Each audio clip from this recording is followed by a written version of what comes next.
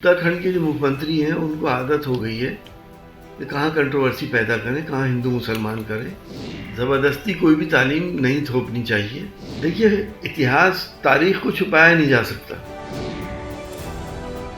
उत्तराखंड के 117 मदरसों में अब रामायण का पाठ पढ़ाया जाएगा, जिसको लेकर हाल में ही उत्तराखंड वक्फ बोर्ड ने ये फैसला लिया, जबकि पहले भी इस चर्चा के बाद मुस्लिम मौलानाओं ने जमकर विरोध किया था और अब भी बराबर विरोध कर रहे हैं। पर इस बीच अब सपा सांसद एसटी हसन मामले में कूद गए हैं और इस फैसले को जबरदस्ती थोपने का आरोप लगाया। सपा सांसद एसटी हसन ने मामले में आपत्ति जताते हुए फैसले को गलत बताया। कहा, मदरसे में इस्लामी मजहब की शिक्षा दी जाती है, ऐसे में अलग से कोई दूसरी शिक्षा सौंपना गलत है।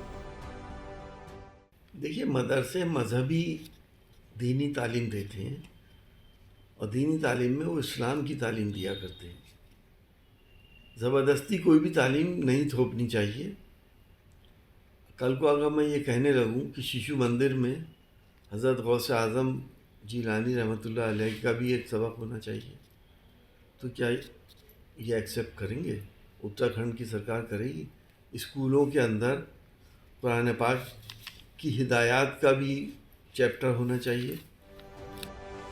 सपा सांसद ने इसी के साथ धामी सरकार से सवाल पूछ लिया कि अगर हम शिशु मंदिर स्कूलों में इस्लाम से जुड़ी चीजें पढ़ाई जाने की मांग करें तो क्या उत्तराखंड सरकार इसे स्वीकार करेगी? साथ ही सीएम धामी पर निशाना साधा। कहा, उनकी तो आदत है हिंदू मुस्लिम करने की, वो जानकर विवाद पैदा करते हैं।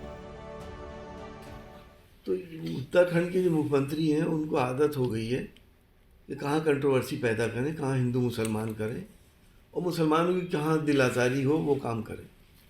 उतना ही बड़ा बीजेपी में लीडर बन जाता है।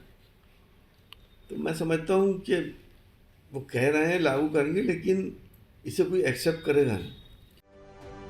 वही इतिहास की पढ़ाई में मुगलों के पाठ्यक्रम हटाए जाने पर भी सपा सांसद ने विरोध किया। कहा, इतिहास को हटाया नहीं जा सकता, चाहे कुछ गलत हुआ हो या फिर अच्छा, क्योंकि इतिहास बदल नहीं सकता।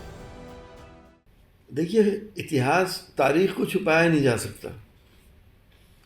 मुगल्स ने, चाहे मुगल्स हो चाहे स्लेव डायनेस्टी हो, हिंदुस्तान के ऊपर तकरीबन 950 साल हुकूमत करी है। इसको इतिहास से हटाया तो नहीं जा सकता। जो करा है सो करा है। अच्छाइयाँ भी हैं और बुराइयाँ भी हैं, सभी कुछ है। आज के दौर में भी अच्छाइयाँ भी हैं और बुराइयाँ भी हैं। तो हिस्ट्री थोड़ी बदली जा सकती है। अब आप सिर्फ ये कहने लगे कि लाल किला कोई मंदिर था या ताजमहल कोई मंदिर था, तो इन बातों से नफरतें फैलती हैं और हिंदुस्तान की दो बड़ी आबादी के बीच में दूरियां बढ़ती हैं। ऐसा करने से नुकसान देश का होता है। इसी के साथ बिहार के सियासी घटनाक्रम पर भी उन्होंने अपनी राय रखी।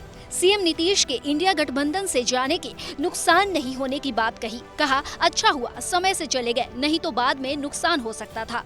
देखिए, इंडिया गठबंधन अपनी जगह पे मजबूती से खड़ा है। सब लोग बीजेपी को हराना चाहते हैं। ये तो बड़ा अच्छा हुआ और मैं तो कहता हूँ ऊपर वाले का शुक्रिया करता हूँ कि बड़ी जल्दी उनकी कलई खुल गई। अगर बाद में कुछ ऐसा हो जाता तो ये बाद में इंडिया गठबंधन को जो सैबोटाज करते, जो नुकसान पहुंचाते, वो और ज़्यादा ख़तरनाक होता इलेक्शन के बाद। लालच से करा है, उनको कुछ और नज़र आ रहा है। इसीलिए क्योंकि उनका इतिहास है, 9 बार उन्होंने शपथ ली है, 5 बार उन्होंने पलटियाँ मारी हैं। अगर इंडिया गठबंधन जीतता है तो हो सकता है वो फिर पलटी मार के आ जाए। बता दें कि मदरसों में रामायण के पाठ को लेकर इन दिनों उत्तराखंड का सियासी पारा हाई है, क्योंकि इस फैसले का जमकर विरोध हो रहा है, जबकि राज्य सरकार द्वारा प्रदेश में इसे लागू कर दिया गया है।